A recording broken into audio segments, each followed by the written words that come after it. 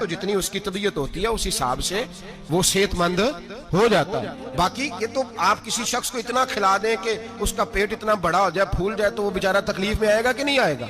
یہ کس قسم کا ماحول ہے؟ ایک بکرا بکا ہے لاہور میں اور سیٹھوں نے شرطیں لگائی ہوئی ہیں, میں 5 لاکھ کا لایا ہوں تو میں 9 لاکھ کا. یہ کیا چکر ہوا؟ مجھے اتنا کھلایا جی اس کو فلاں چیز. یہ کس نے کہا ہے کھلانے کا؟ بادام کھانا کس حدیث میں آیا؟ کس صحابی نے اپنے بکرے کو بادام کھلائے؟ کس نے مکھن کھلایا؟ کس نے پیڑے کھلائے؟ بس کرو, عجیب تماشا لگ گیا ہے. اور یہاں تو اتنی بری حالت ہو گئی ہے کہ عورتیں ناچنے لگی ہیں قربانی کے جانوروں کے آگے, بیبیاں بیچنے لگی ہیں. اللہ کے غضب کو آواز نہ دو. یہ قربانی ہے کہ ہر چیز کا, مذہب کی ہر شے کا مذاق بنا دیا ہے. جس دین نے عورت کی اپنی قربانی بھی ہو تو اس کو ذبح کرنے کی اجازت نہیں دی, مرد ذبح کرے گا.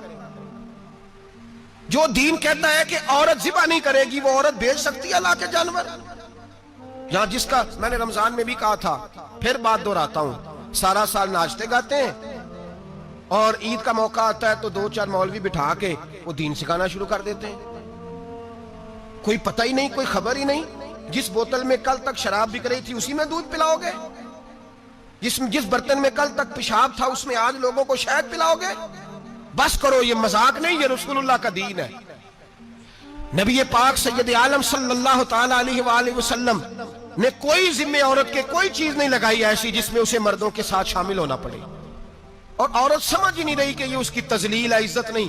صابن بک رہا ہے تو ساتھ بی بی کھڑی ہے, شیمپو بک رہا ہے تو عورت اس کی جو ہے وہ ایڈ دے رہی ہے. یہ عزت ہے عورت کی؟ رسوا کر دیا تم نے ہر شے میں عورت. اب قربانی کے جانور بھی بی بی بیچے گی؟ غیرت کہاں گئی اس قوم کی؟ میرے رسول پاک سرور دو عالم صلی اللہ تعالی علیہ وسلم کو کسی نے آ کے کہا فلاں قبیلے کے لوگوں نے عورت کو سربراہ بنایا ہے, عورت کو آگے لگا لیا. فرمایا تباہ ہو گئے وہ لوگ انہوں نے عورتوں کو اپنے آگے پیشوا بنا لیا. جس رب نے عورت کو نبوت نہیں دی, امامت کرنے کا حق نہیں دیا, کس چکر میں لوگ پڑ گئے؟ 5 لاکھ کا جانور کس لیے لائے ہو؟ 5 لاکھ کا تفاخر کے لیے, دکھانے کے لیے؟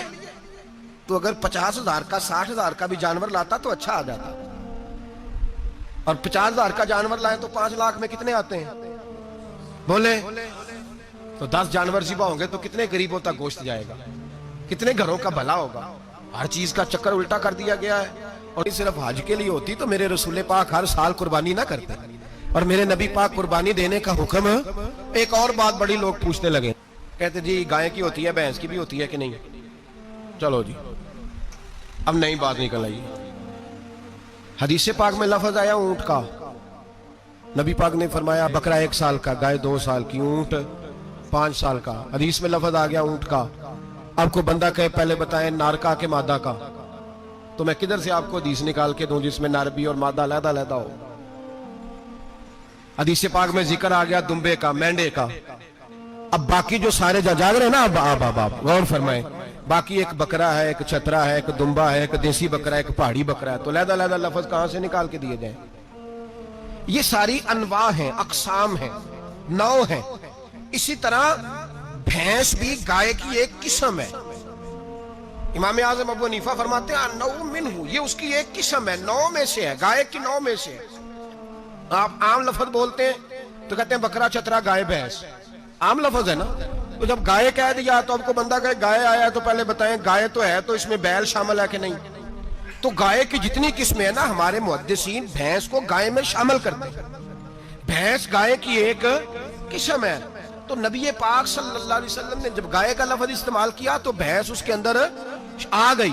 تو اگر گائے کی قربانی جائز ہے تو بھینس کی قربانی بھی جائز ہے. اگر بیل کی قربانی جائز ہے تو کٹے کی قربانی بھی 100% جائز ہے. اس کے اندر 7 حصے ڈالے جائیں گے, اسے قربان کیا جائے گا, یہ جائز ہے. اگر آپ صریح لفظ نکال کے دکھانے کو کہیں گے تو پھر تو بڑی چیزوں میں لوگ الجھ جائیں گے. پھر کیسے نکالا جائے گا خسی کی جائز ہے کہ نہیں, جو خسی نہیں اس کی جائز ہے کہ نہیں, فلاں کی. تو ان تفصیلات, ہاں بہت ساری چیزوں کی تفصیلات حدیث میں ہیں لیکن ساری چیزوں کی موجود نہیں. اس لیے میرے عزیز یاد رکھیں, بھینس کی قربانی بھی ہوگی, گائے کی بھی ہوگی, بیل کی بھی ہوگی, کٹے کی بھی ہوگی. جن کی نہیں ان کی نہیں. ہم نے کبھی کہا ہرن کی قربانی بھی ہوگی یا مرغی کی قربانی بھی ہوگی. تو حدیث مبارکہ کے اندر جو چیزیں موجود ہیں ان کی جتنی اقسام ہیں ان سب کی قربانی کرنا جائز ہے. اور میرے نبی پاک صلی اللہ علیہ وسلم نے فرمایا جانور خوبصورت ہو, لنگڑا نہ ہو, کانا نہ ہو, زخمی نہ ہو خوبصورت جانور